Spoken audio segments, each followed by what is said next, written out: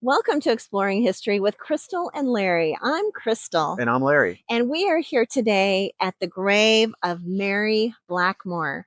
And we're going to be talking a little bit about her coming here to Bozeman, Montana, along with her husband, William Blackmore. And so, Larry, can you start us off by talking a little bit, giving some context about William Blackmore and who Yeah. he was? Yeah. And this is William Blackmore's wife, Mary, resting here. Yeah. Yeah. But the story starts in 1827 when William Blackmore was born in Salisbury, England. Not a lot's known about his childhood, but he grew up to be a lawyer. And he was a provincial lawyer, and that means he was outside of London proper, and he was in Liverpool. And Liverpool is a maritime city growing with merchants, transporters, and he made a huge network there. Everybody knew him and he knew everybody. And he put deals together. And he had a fascination with the American West. He put people together, businesses together to invest in the American West.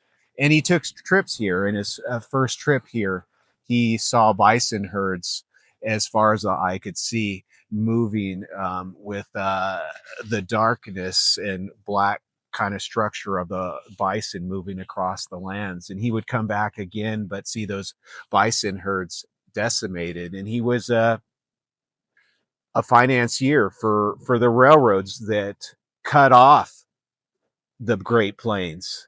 He invested heavily in the railroad that went from Denver to the Rio Grande. And that was a huge project. When it financially collapsed, it took banks down with it and his fortune. He was self-made, multi-millionaire, Gilded Age man, and he had one of the most reputable ethnographic collections, Native American artifacts. And he was looking for a buyer in the United States, didn't find one, ended up bringing the artifacts back to Salisbury, England, and founded the Blackmore Museum. So it was a huge collection, and archaeologists from the United States would pilgrimage over there to see the artifacts. He commissioned photographs of indigenous peoples here. He commissioned a photograph of Red Cloud, and he befriended Red Cloud, took Red Cloud and Red Dog on an excursion across the Potomac in Washington, D.C. And there's a picture of Blackmore in regalia from Red Cloud and a blanket. It's believed he may have been adopted into the tribe because Red Cloud did like him.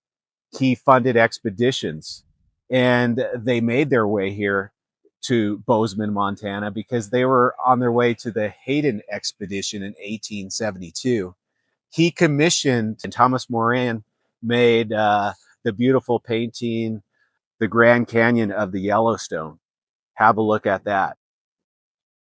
So William Blackmore did a lot to capture photographs of indigenous peoples, but he also did a lot of harm, and that he would collect artifacts from burial mounds and purchase artifacts from tribal members, and then he took all those artifacts out of this country into his museum in England. And then, unfortunately, after his death, a lot of those artifacts kind of were dispersed throughout the world to private collections and to other institutions. So they really lost their context and never came back home to some Yeah, of the native yeah, tribal entities. yeah. So he was wealthy for a long time, but there was a bust with the railroad, and banks failed, and he was mostly invested in that and lost his fortune. Yeah. A lot of his artifacts and his pictures had to be sold at auction. But the Smithsonian has a large collection of his pictures that they copied. So we're fortunate to have that. Yeah. So Mary Blackmore, I'll tell you a little bit about her now. So she was born in a village, in a small village that was about 10 miles outside of Salisbury, England. And she was born in the year 1822.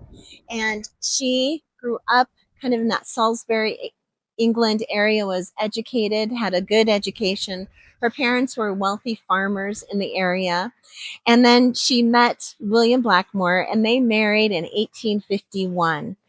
And they didn't have children, so she was able to travel with William Blackmore. So he would travel across Europe. He would come over here to the American West and look after all his investments. And she was able to come with him on a lot of those trips. So in 1872, they decided to come here to the American West, take a very large tour of America. And they started that in Washington, D.C., and then just headed out here to Montana. They reached Montana in July of 1872.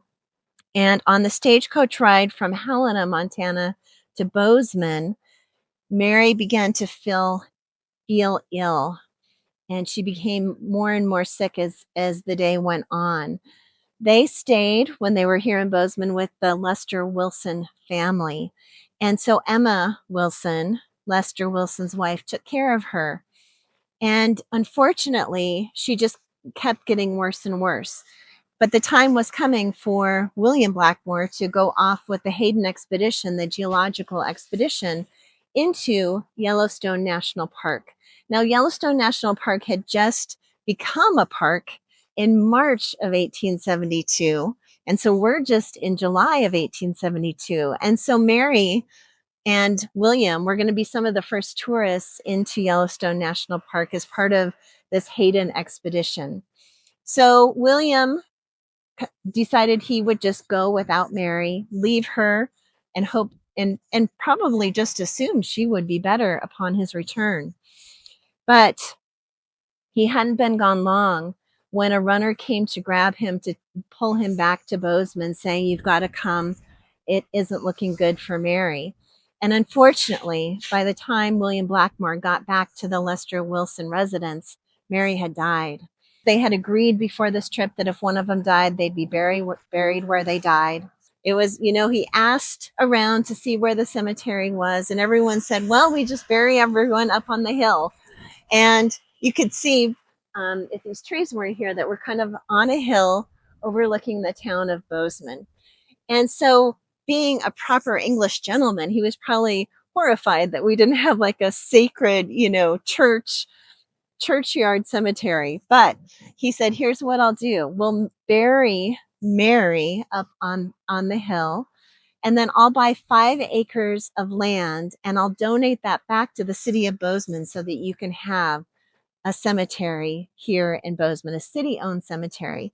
So he actually did this with 5 trustees. And so a few of the trustees that we've talked about before were Nelson Story, Lester Wilson, Charles Rich, and Daniel Rouse. And I don't remember who the 5th one was, but he gave the land to those 5 trustees. And then eventually they are the ones who deeded it over to the city of Bozeman. And then a few months later, he had this stone made for Mary. William Blackmore had the stone made for Mary in Salt Lake City, Utah. And it was shipped out here, and the townspeople placed this monument on her grave.